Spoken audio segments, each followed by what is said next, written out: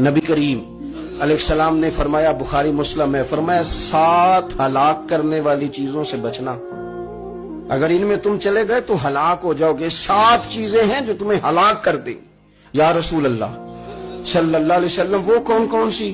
تو حضور نے فرمایا، اللہ کے ساتھ شریک نہ کرنا، ہلاک ہو جاؤ گے۔ دوسرا نبی پاک صلی اللہ علیہ وسلم نے فرمایا، جادو نہ کرنا، ہلاک ہو جاؤ گے، ہلاک۔ اور یار جسے حضور فرما رہے ہیں ہلاک ہو جائے وہ بچے گا؟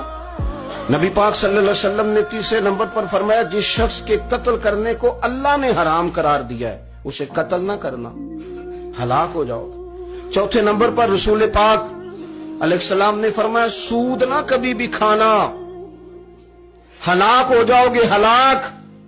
بڑی بڑی دلیلیں دی بینک والوں نے، بڑا سمجھایا تو حاجی صاحب مان گئے، محترم مان گئے، کہنے لگے نہیں جی نہیں، وہ کاروبار میں لگاتے ہیں۔ بڑے بھولے والے ہیں، پتہ سارا ہے۔ اور دیکھو سب کاموں کے باوجود مستقل بینکوں میں پیسے اس اکاؤنٹ میں رکھے ہوئے ہیں جہاں سے مستقل سود آتا ہے۔ حضور نے فرمایا، نہ کرنا یہ کام۔ تو کہتے میں سود پہ پیسے لے کے کاروبار چمکاؤں گا، تیرے نبی پاک نے تو فرمایا تو ہلاک ہو جائے گا۔ تو کہتا میں میل لگاؤں گا، حضور نے تو فرمایا ہلاکت ہے۔